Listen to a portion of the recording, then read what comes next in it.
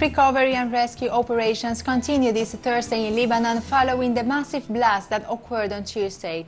Meanwhile, French President Emmanuel Macron traveled to Lebanon's capital, Beirut, to address the emergency aid.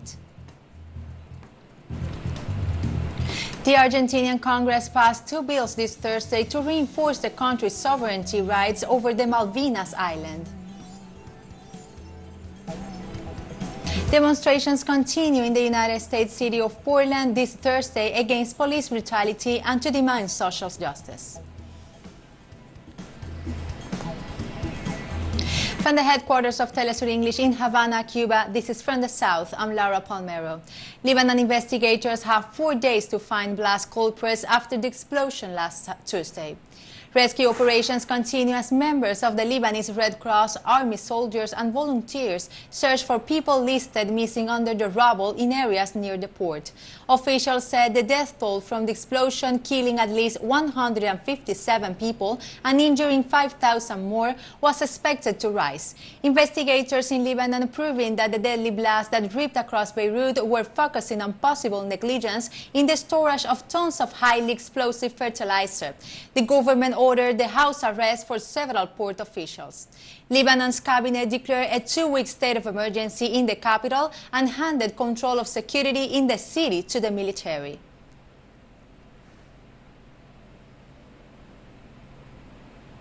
We are receiving an update on Beirut's blast from our correspondent in Lebanon, Wafi Ibrahim. Aquí estamos muy cerca del puerto de Beirut en el reparto Jemaisi. We are here very close to Beirut's port in the department of Jemaisi. As you can appreciate, there are many material damages, but I would like to know that civil defense forces are here to rescue one person who is under the debris for 2 days now. They have just saved a person and we still do not know. They are trying to take him out. People are happy to be able to rescue an alive person. Let's go to see. We are reaching the place. These young people that you are looking at, they are numerous young people from Lebanon, from all the provinces of Lebanon, have come to help in saving people and removing the debris.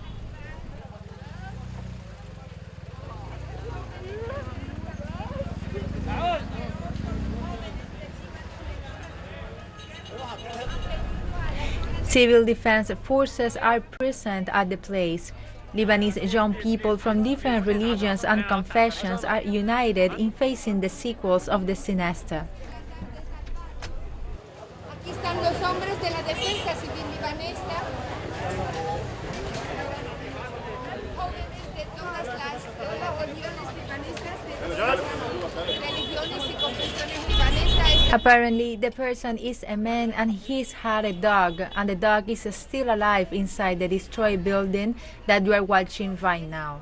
They are listening to a man and a dog next to him. These young people, men and women, carrying brooms, gloves, and trying to help in every way possible. The whole Lebanon is touched by this impact, but not for that it will stop fighting for life. This is why it will continue to fight for the future, because this is a nation that deserves life. You can see that these young people are the new generation to whom we are counting on. They have requested other vehicles and cranes to be able to reach the person who is behind the debris. Young people have gathered with brooms and shovels in order to remove the wreckages and the recover corpses and rescue alive people following the destruction. They have gathered mainly in the same city center of Beirut and the neighborhood of Shaimais, that borders precisely the port's facility where the blast took place. French President Macron just arrived in Lebanon. He came with a message of solidarity to Lebanon in order to tell us that this is not the end of the world, but a surmountable stage. With this youth you are watching on the screens, with the confidence that life can do more than death and that hope is the last thing to be lost all the time. The number of fatalities have surpassed 135 and it is expected that the number will continue to climb. There are more than 5,000 injured while a significant number of people are missing. The disaster aggravates the economic and social crisis that the Lebanon has been dealing with since the end of last year. encuentra viva aún detrás de los escombros. France President Emmanuel Macron visits Lebanon's Beirut port after deadly blast. French President visited Beirut port 2 days after a monster blast saw terrible destruction in Beirut and brought Paris' Middle East protege into its knees. The provisional death toll stood at 157, but with 1,000 missing and 5,000 wounded. The number of victims was expected to rise as rescue workers continue to come through the rubble.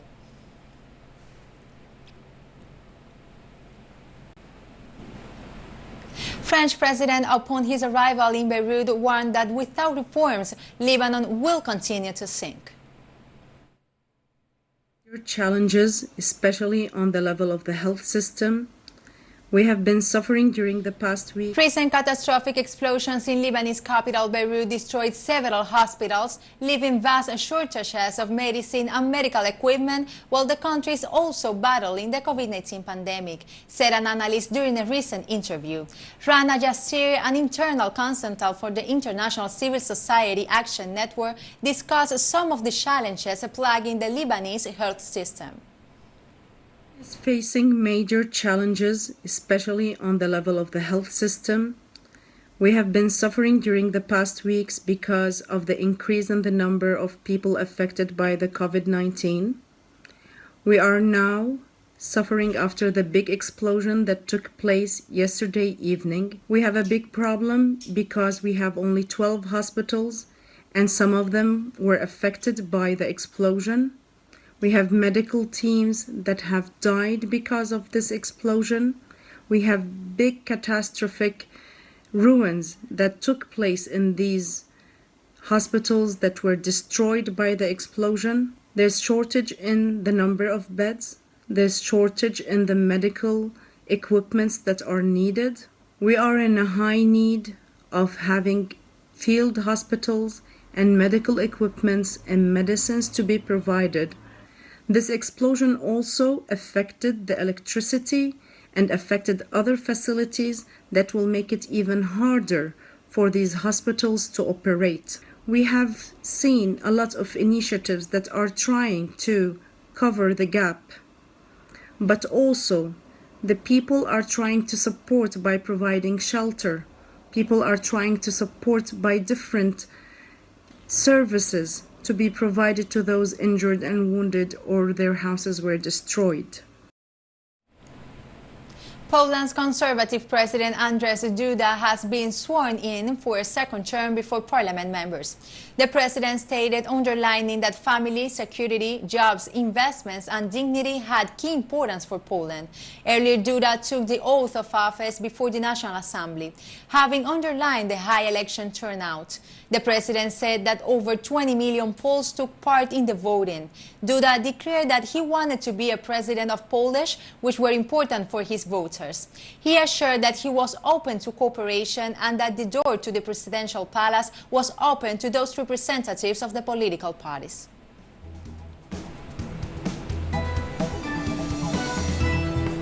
I will be right back after this short break, so don't go away.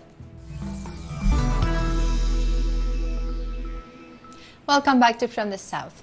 The Argentinian Congress approved on Wednesday 2 bills that strengthen the sovereignty claims over the Malvinas Island. By a large majority, the Argentinian Congress converted into a law a project that seeks to establish a new demarcation of the external limit of the Argentinian continental shelf beyond 200 miles. The project aims also at reinforcing sovereignty rights over the subsoil resources. Meanwhile, an advisory board headed by the president was created to address sovereignty rights over the South Atlantic, the Malvinas Island, and their surrounding maritime space.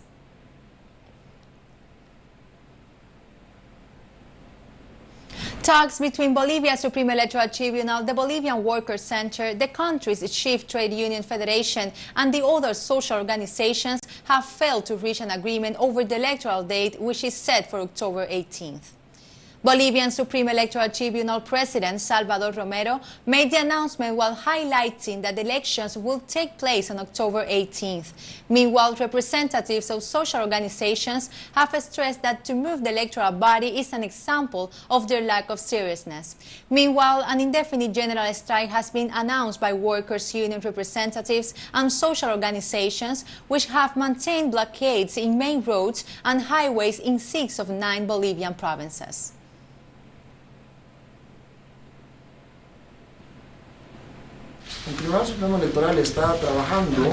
The Supreme Electoral Tribunal is working according to the electoral date that was defined and stipulated for the voting day on Sunday, October 18th. We are working on that line. We have not stopped working on a single day to advance with the preparation of all the electoral material, with the preparation of all activities. We want to ensure an election day in the country with clean and transparent elections, and that it is the commitment of the organization.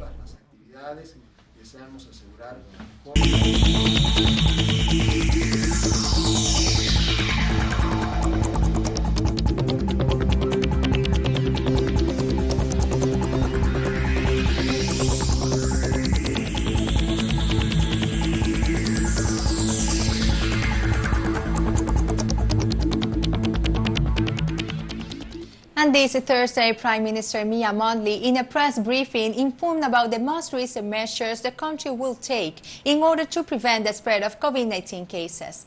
Barbarians are being assured that government is taking the necessary steps to keep COVID-19 at bay. But Prime Minister Mia Amor Mottley says that eliminating all the risks associated with the spread of the virus is not entirely possible. About the possibility of mandatory negative COVID-19 tests for arriving passengers, Prime Minister Mottley said at this point they are only strongly advising that people obtain the test, taking into account that in some countries access to test results within the required 72-hour period is not always possible. As such, she said the government is prepared to test people when they come and remain confident that the PCR test being used here is still the gold standard.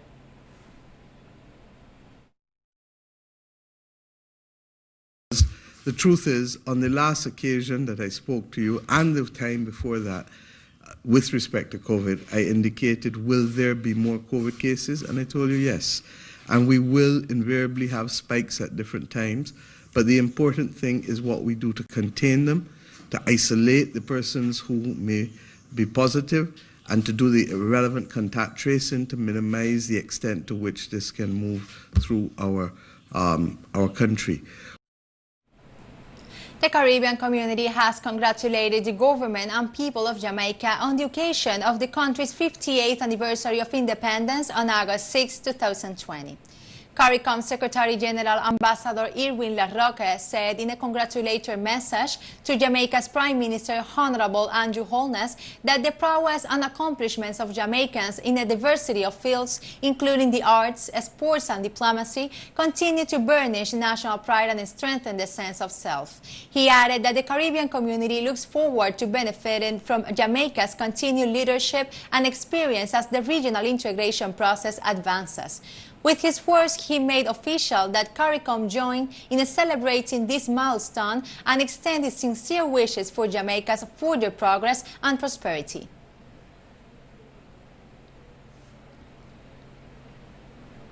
And this August 6, Jamaicans are celebrating the 58th anniversary of their independence. To commemorate the day, different events are taking place in Kingston, where thousands of Jamaicans celebrate their heritage.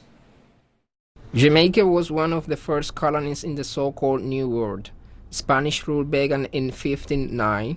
Nearly 150 years later, the island was taken by the British on May 11, 1655, during the Anglo-Spanish War. With the breakup of the British Empire in the 1950s, Jamaica had several amendments to its constitution to allow greater self-government and a prime minister.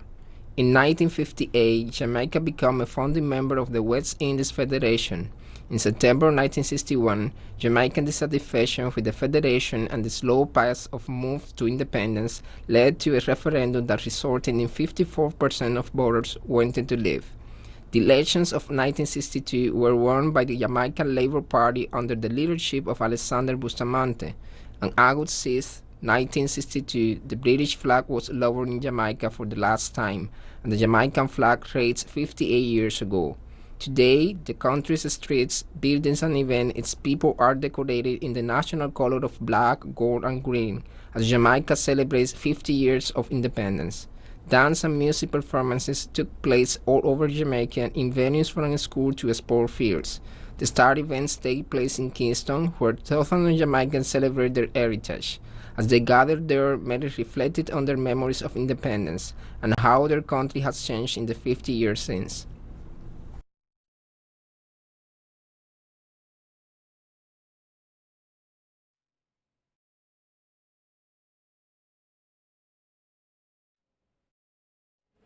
Welcome back to From the South. Portland police declared a riot and said that belief an explosive device had been left outside the precinct. People were ordered to disperse and some streets were closed. Demonstrators around the Portland police precinct wielding a wooden beam. Protesters started a small fire next to it. Residents have protested in Portland for 69 consecutive days since George Floyd was killed by police in Minneapolis. The violent clashes at the courthouse have abated since July 30, when the federal agents began drawing down their numbers under a deal between the governor and the U.S. Department of Homeland Security. The demonstrators are calling for the city to defund the Portland Police Bureau and our critical mayor Ted Wheeler, who is also police commissioner.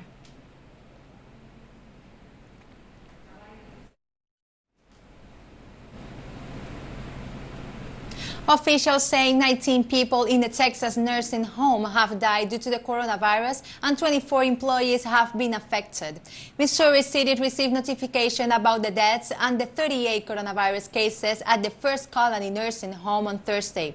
The information came after the city's mayor sent a letter to the state's health department requesting information about cases in the city.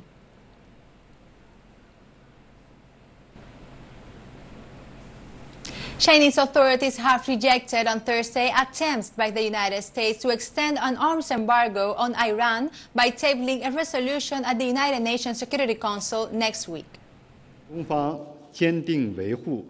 China firmly upholds the authority of the Security Council resolutions and the effectiveness of the comprehensive agreement and does not agree with the United States' efforts to extend the arms embargo on Iran in the Security Council.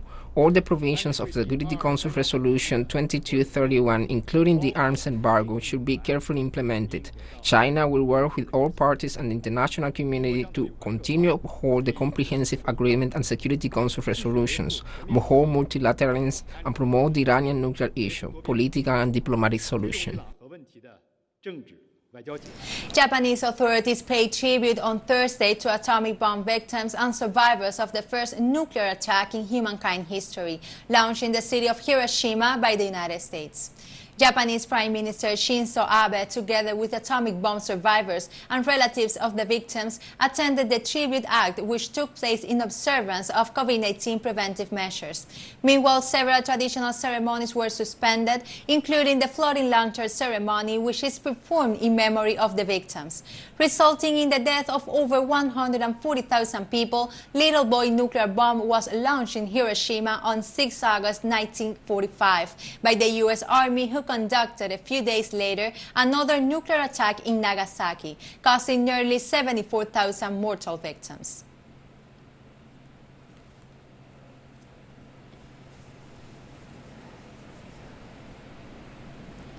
In the occasion of the anniversary of Hiroshima nuclear attack, which made Japan the only nation victim of a nuclear bomb, the mayor of Hiroshima, Kasumi Matsui, noted in his commemorative remarks that Japanese government should adhere to the Non-Proliferation Treaty on Nuclear Arms.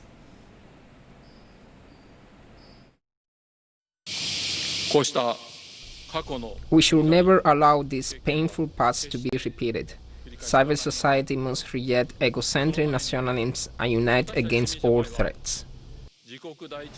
Ethiopia's COVID-19 figures have surpassed 2,000 cases this Thursday.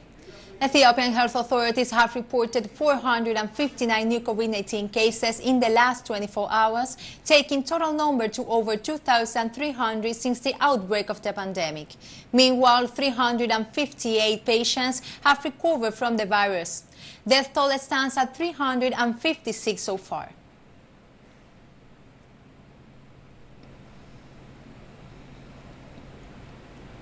Schools have reopened in Nigeria while following COVID-19 health preventive measures.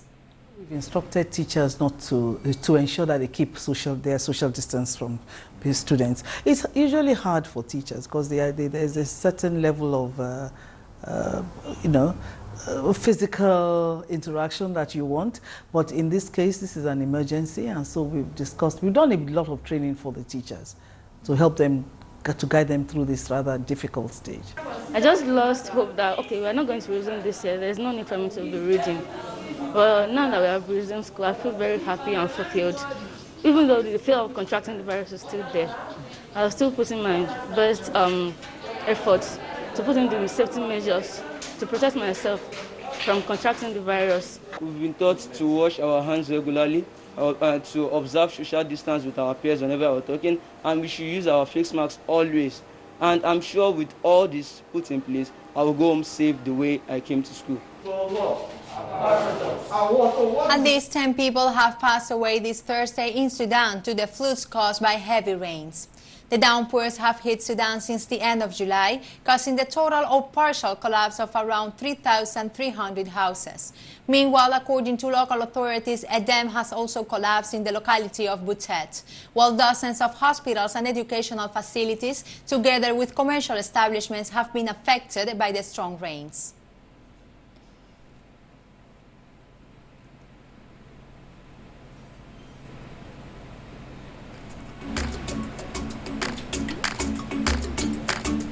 And with the amazing music from Jamaica, the singer Sakina Deer and its We Are Jamaica song, we are celebrating the 58th anniversary for finishing this news brief. Remember, you can find these and many other stories on our website at telesurenglish.net. On social media, you can find us too on Facebook, Twitter, and Instagram. For Telesur English, I'm Laura Palmero. Thank you for watching. We have figured the law. We are Jamaica.